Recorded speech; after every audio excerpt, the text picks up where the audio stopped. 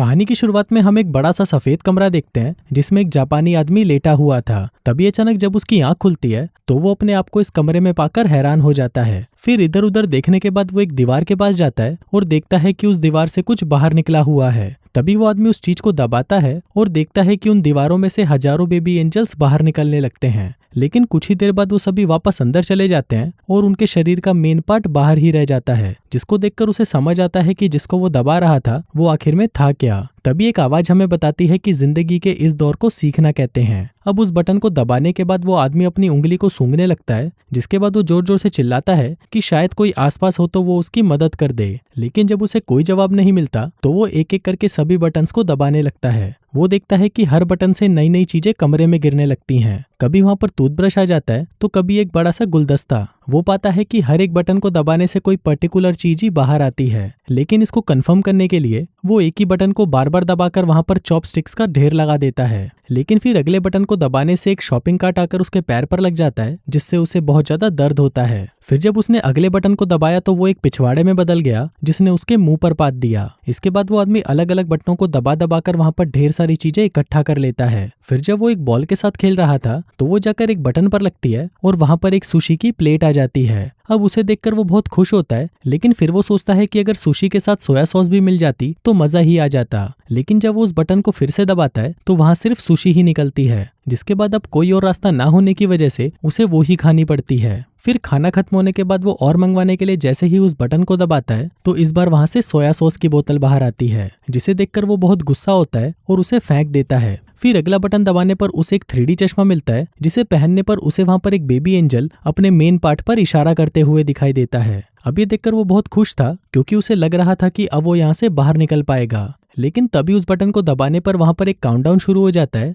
जिसके खत्म होते ही छत से एक बहुत बड़ा पिछवाड़ा बाहर आया और उसने उसके मुंह पर पात दिया। फिर कुछ और बटन को दबाने पर उसे एक किताब मिलती है जो उसे काफी अच्छी लगती है और कुछ ही घंटों में वो उसके 5 पार्ट्स पढ़ भी डालता है। जिसके बाद वो उसका छठा पार्ट पढ़ने के लिए बटन दबाता है तो वहां से 7वां पार्ट बाहर आता है। अब इससे परेशान होकर वो दूसरा बटन दबाता है, लेकिन उसमें से 8वीं और 9वीं किताब बाहर आती है। अब वो उस 5वें पार्ट को हासिल करने के लिए एक और बटन दबाता है, लेकिन तभी उसके पीछे एक दरवाजा खुल जाता है। अब उसे देखकर वो बहुत खुश होता है कि फाइनली अब वो इस कमरे से बाहर निकल जाएगा। लेकिन अपनी इस एक्साइटमेंट में वो ये भूल जाता है कि आखिर वो बटन कौन सा था, इसलिए वो वहां पर सारे बटन्स को दबाने लगता है। तभी एक बटन दबाने से एक अफ्रीकन आदमी एक दीवार से निकलकर दूसरी दीवार में घुस जाता है। दूसरे वाले बटन से उसके सिर पर पानी गिरने लगता है और फिर उस तीसरे बटन से फाइनली वो दरवाजा खुल जाता है। लेकिन फिर जैसे ही वो उस बटन को छोड़कर दरवाजे की तरफ जाने लगता है तभी वो दरवाजा बंद हो जाता है। फिर कुछ देर तक कोशिश करने के बाद वो समझ जाता है कि जब तक वो बटन दबा रहेगा तब तक वो दरवाजा खुला रहेगा। फिर वो भागने की पोजीशन लेकर उस बटन पर खड़ा हो जाता है कि जल्दी से भागकर वो उस दरवाजे तक पहुंच जाए।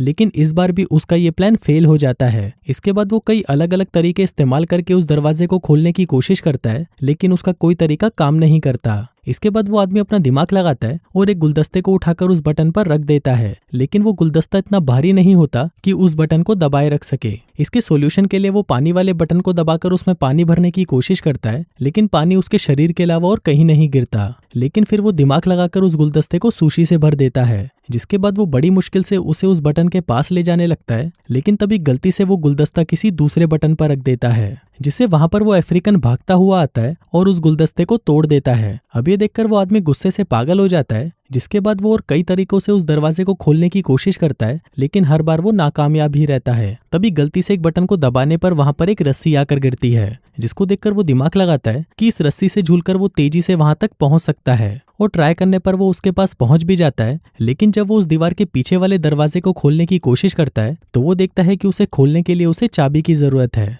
जिसके बाद वो उस दीवार के बंद होने से पहले उस कमरे में वापस आ जाता है। फिर जब वो गुस्से से उस दीवार पर लात मारता है तभी वहां एक चाबी आकर हवा में तैरने लगती है, लेकिन उस दीवार की तरह ही ये चाबी भी बटन छोड़ते ही गायब हो जाती थी। अब उसे कैसे भी उस चाबी को लेकर उस दरवाजे तक पहुंचना था, लेकिन जब वो उस चाबी वाले बटन को फिर से दबाता है तभी दीवार से एक कुत्ता बाहर निकलकर उस पर भौंकने लगता है। अब उसे सारे बटन एक जैसे ही लग रहे थे, इसलिए वो सही बटन का पता लगाकर उस पर सुशी का एक टुकड़ा रख देता है। जिसके बाद काफी कोशिशें करने पर फाइनली वो उस दरवाजे तक पहुंच जाता है, लेकिन अब भी वो दरवाजा नहीं खुलता क्योंकि दरवाजे के ऊपर एक नंबर वाला लॉक लगा हुआ था। इसलिए गुस्से में वो फिर से उस कमरे में वापस आ जाता जाता है। इसके बाद जब वो एक प्लेंजर को उठाकर सामने की तरफ फेंकता है तो उसके एक बटन पर लगने से वो अफ्रीकन आदमी फिर से बाहर आता है, लेकिन अब की बार वो देखता है कि उस अफ्रीकन आदमी के सर पर 3 नंबर्स लिखे हुए थे और शायद यही उस लॉक का पासवर्ड भी था। फिर काफी ट्राई करने के बाद फाइनली वो उस ताले को भी खोल देता है, लेकिन अब वो दरवाजा जाम हो गया था और इसी दौरान वो दीवार भी बंद हो जाती है। अब वहां पर इतनी भी जगह नहीं बची थी कि वो थोड़ा भी हिलडुल सके,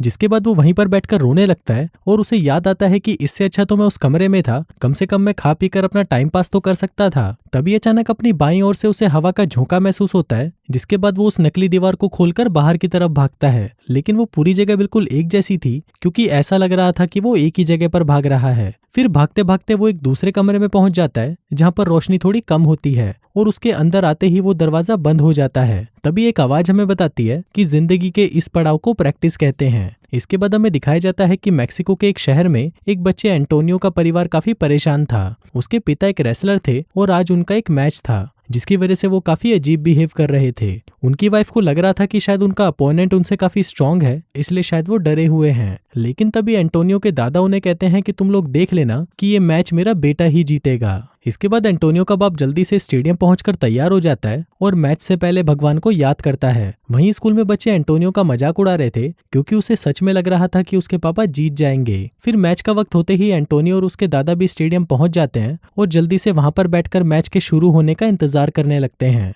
अब मैच शुरू होता है जहां ओपोनेंट की टीम के दोनों रेसलर्स मिलकर उसे बिना पानी के ही धो डालते हैं। वहीं उनमें से एक उसके सर पर कुर्सी मारने ही वाला था कि तभी कमरे में बंद उस जापानी आदमी ने एक बटन दबा दिया, जिससे उस आदमी की गर्दन अचानक लंबी हो गई और उसने अपने सर से मारकर उन दोनों पहलवानों को एक ही बार में नॉकआउट कर दिया। लेकिन वहीं उस कमरे में तो कुछ हो ही नहीं रहा था, इसलिए वो आदमी बार बार उसी बटन को दबाने लगता है, जिससे ऊपर वो आदमी अपने अपोनेंट्स को, रेफरी को, यहाँ तक कि अपने बेटे को भी सर से मारकर नॉकआउट कर देता है। जिसके बाद वो पागलों की तरह अपने सिर से घंटी बजाने लगता है। वहीं उस कमरे में आदमी ने अलग अलग बटन दबाना शुरू कर दिए थे, जिससे किसी से तो एक सिंगर के मुंह से गाते हुए आग निकलने लगी और किसी बटन से रशिया के एक जादूगर का जादू फेल हो गया। तीसरा बटन दबाने पर चाइना में एक आदमी अपने ही कुत्तों पर भौंकने लगा। वहीं वो आदमी देखता है कि पिछले कमरे की तरह इस कमरे में छत नहीं थी, बल्कि ऊपर से रोशनी आ रही थी जिसमें एंजल्स उड़ रहे थे।